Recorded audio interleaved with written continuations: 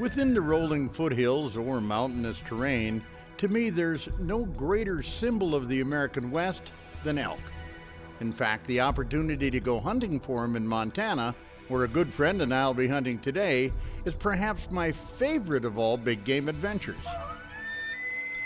How's this? The sound of a bull elk bugle is the ringtone on my cell phone. Gosh, how I love the sight of elk herds roaming around in the prettiest habitat imaginable. And those giant bulls, I can't even begin to tell you how they stir me. Huge, majestic, heavily racked, instinctively wary, and with a bugle that echoes across the landscape, sending chills down my spine.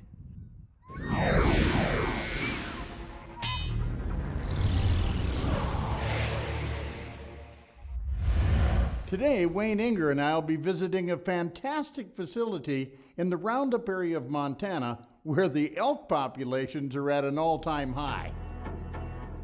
From fine accommodations and meals to amazing guides, Best of the Bulls Trophy Hunts provides it all for visiting hunters. Their success rate is exceptionally high, with average harvests falling into the 300 to 360 range. 400-inch bulls are definitely not out of the question either. So let's get right to a few highlights from an early trip there when Wayne and I took our bows. Him a cow tag in his pocket, and me finally with one for a big bull. Each of us were also licensed for deer as well, so who knows what may happen.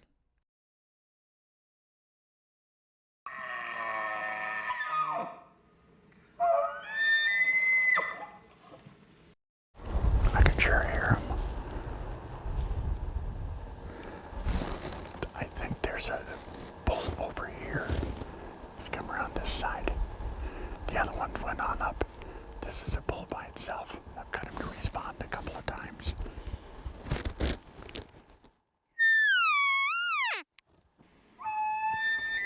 There he is again.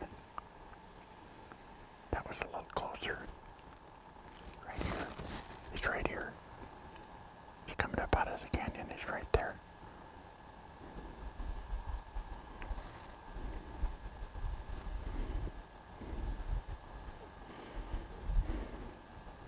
A bull that size. I mean, look at his right side. That's a big bull. It's just his left side's broke off, but I don't care about that. If he comes in, I'm gonna take him.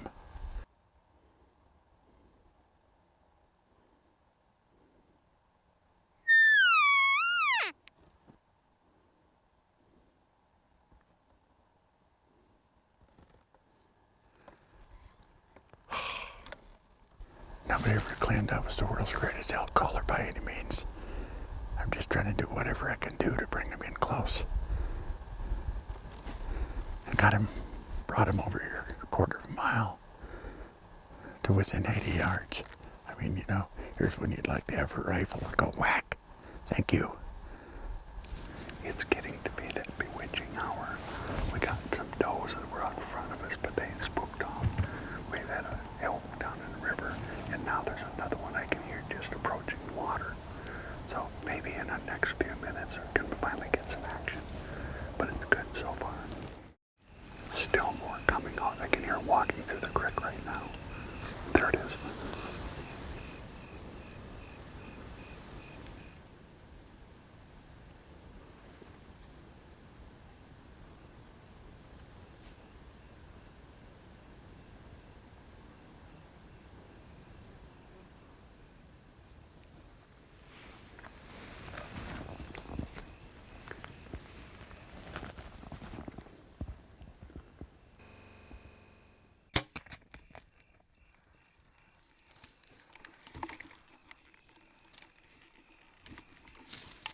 I love elk meat, and this thing worked absolutely perfect. And she is going to be absolutely ideal for the kitchen. It doesn't make any difference. If you enjoy hunting, and if you love the thrill and the excitement and the rush that you get with hunting, these can do just as much for you as a bull. I would rather have antlers, but you know what? When you only get drawn once every so often for bulls, and the rest of the time you have to shoot something that doesn't have antlers. This works fine for me. It's the idea of the hunt, the excitement, the adrenaline rush, and just having fun. Now, when we return to the Best of the Bulls trophy hunts in the Bull Mountains of Montana, it'll be during the rifle season, where I'm in hopes of a second shot at filling my elk tag and maybe a nice buck. So after our earlier archery elk hunt in Montana, my tag was still open for either a spike or a cow, and Wayne and I both had deer tags. We're gonna go right over here so we can maybe take a look over here and see what's down in the field here, because we got nice whitetails down here and they've got elk down here. But that way we'll get to see what kind of movement's going on right now.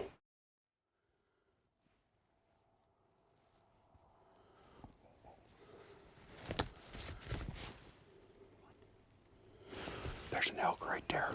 Let me get up here. I'm gonna try to see what he is. It's a spike. Sure. Yeah, it's a spike. Yeah. I think he's gonna be worthwhile shooting.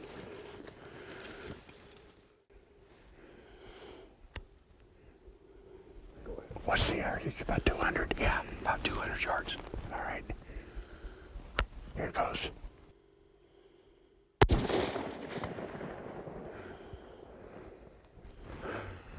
I think I hit him solid. There he goes.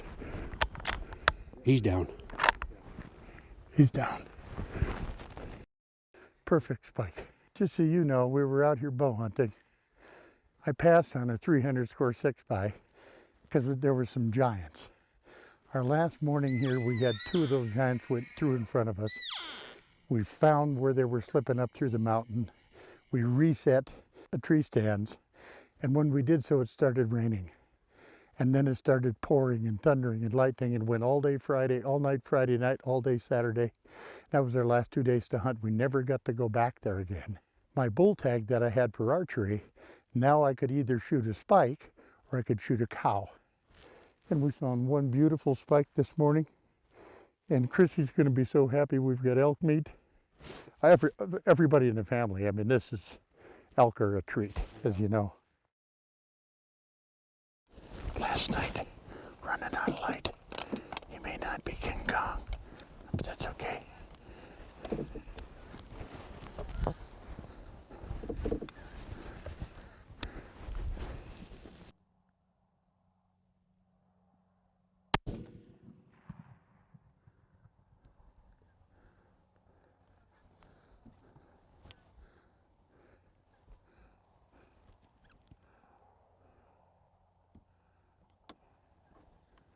.300 and some yards, 331 I think it was.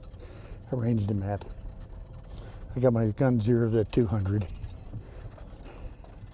And my stick, so I had a good rest.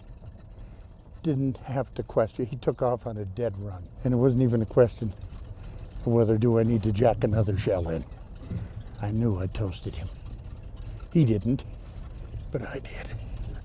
This area got hit a couple of years ago, 2 years in a row by hemorrhaging disease, DHD. And the word was out that it took out 90% of the whitetail in the valley. Well, I'm here to tell you they're back. This boy just gave me the opportunity to feed the family and the grandkids and the rest of them and make another story. So I couldn't be prouder of him. I made a perfect shot at 331 yards. I practiced with my rifle. I've got it sighted in, zeroed at 200. So I felt very, very comfortable and confident with the shot. I used the EV as the blind out the middle of an alfalfa field. I've never done that before. I had does and fawns that ran by me within 100 yards. Never even looked at me. And I'm the only thing out in the middle of this alfalfa field. It was crazy, but I come up with the idea this afternoon. I said, you know, what do you think, Bob? And he said, I don't know. He said, we've never tried anything like that. I said, there's no way to get at these deer.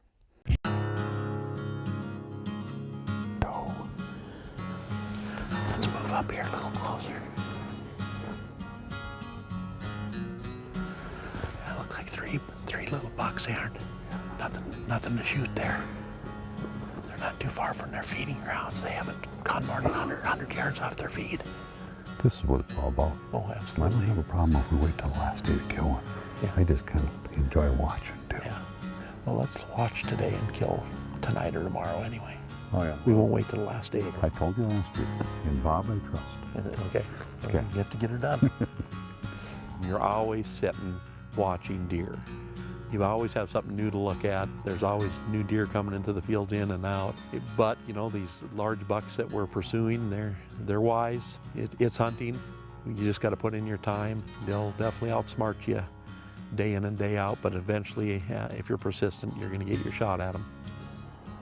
There's deer all over there. Bob brought us up, and the deer didn't even get off the field. They're all bedded down. Some feeding, but most of them are just laying on the alfalfa. So we're getting close to the end of the hunting time. And personally, I'm pretty happy just to take anything I think it looks pretty nice. So it doesn't have to be a trophy to satisfy me. Just having the opportunity to watch animals like this is great.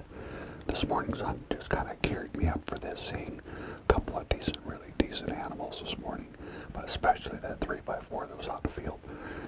Finding a big, fat, roly-poly buck like that that's been feeding on this alfalfa is pretty unique.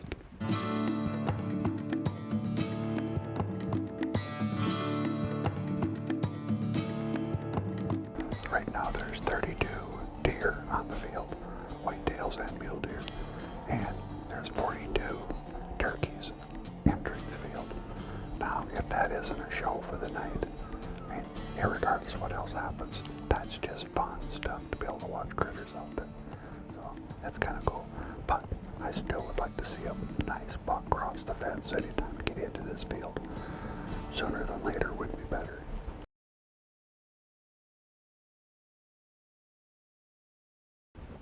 There he is there right now. He's right out in the open.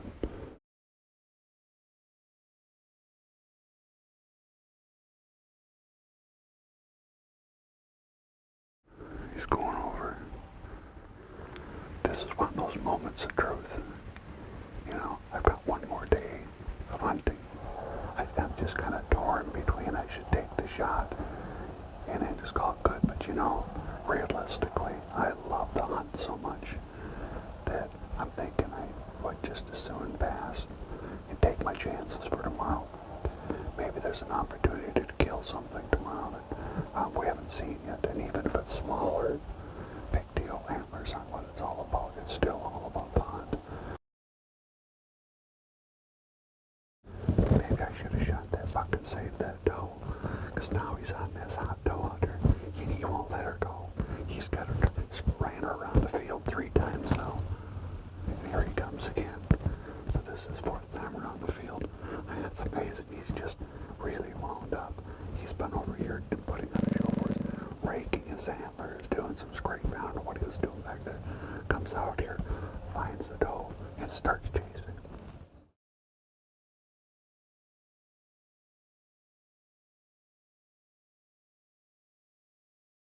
He's a big, hefty deer, a lot of meat. Yeah. He'll be great eating Yeah. what he's been feeding on. You know, I hate to name animals, but I had no choice but to call him Chubbs. Chubbs. Because he is so fat. Yeah. He's just unbelievable. He's so funny watching him run through the grass there chasing a doe. It's just like he couldn't hardly keep up.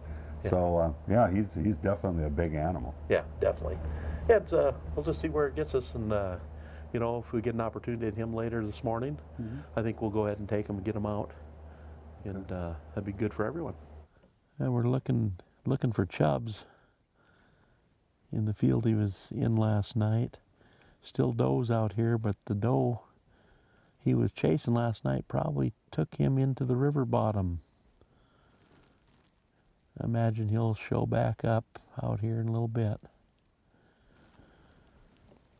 A buck out there. They sure are bunched up in a few spots. Yeah, they're bunched up in a few spots for sure. There's one out there and laying down, but it's not the one that I want. Sometimes you hold off and wait till the last minute and take something that you probably should have taken on the first day of the hunt, but I enjoy the hunting too much, so I'm willing to sacrifice getting them yesterday so I get another day of hunting.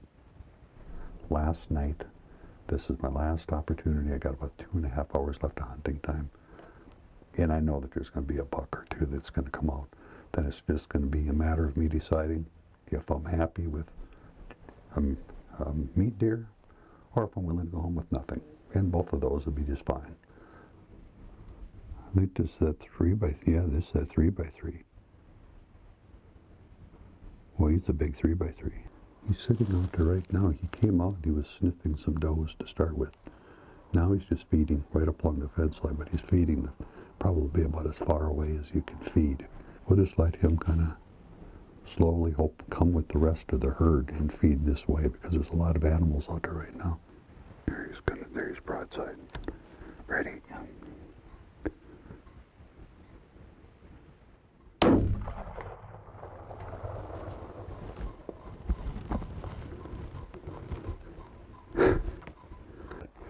Got a nice big body on him. Gonna be a 4x4. He's got nice brow tines. I thought I could see the brow tines, but at that distance, it's hard to see sometimes. Not gonna be a trophy by means, but I'm more than happy with this one. The hunt was just tremendous, was super. So I guess I can now get him tagged, and the hunt is pretty much now over for me. So I can head on home.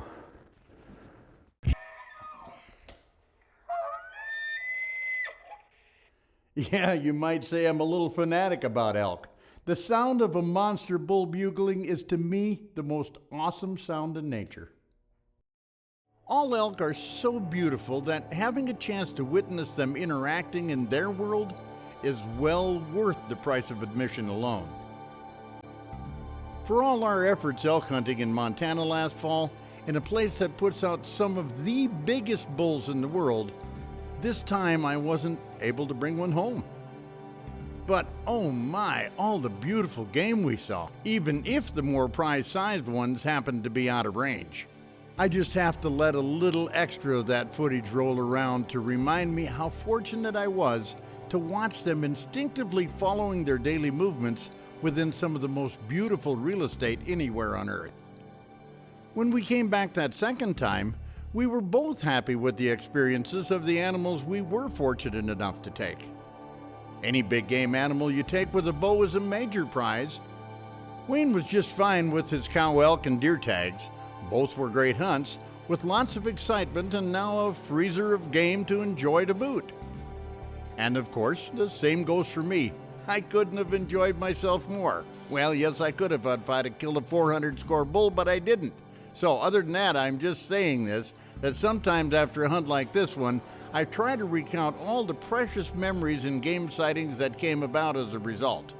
Of course, on every hunt, there are far too many to keep in the forefront of my mind, so I just do my best to absorb them like a sponge, which always has a way of recharging my batteries and even making life feel better. Is that how you feel about every hunt? Harvest? No harvest? After the taking of a trophy, or just an average representative of a given species? We spent 2 weeks hunting deer and elk together in Montana, my friends. Life certainly doesn't get much better, and I'm sure we can all see pretty well eye to eye on the enjoyment of that. I'm Babe Winkelman. Thanks so much for watching, and until next time, everybody, hey, good hunting.